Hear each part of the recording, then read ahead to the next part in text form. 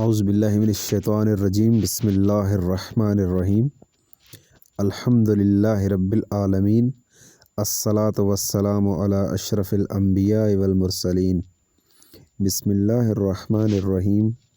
Dear YouTube ناظرین، آج نہج البلاغہ خطبہ نمبر 38 کا اردو ترجمہ آپ کے سامنے پیش کرنے جا رہا ہوں۔ امید کرتا ہوں کہ آپ اس خطبہ کو مکمل سماعت فرمائیں گے۔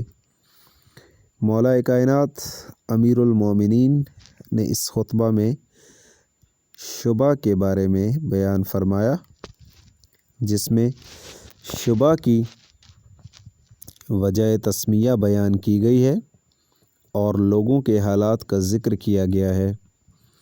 یقیناً شبہ کو شبہ اس لیے کہا جاتا ہے کہ وہ حق سے مشابہ ہوتا ہے۔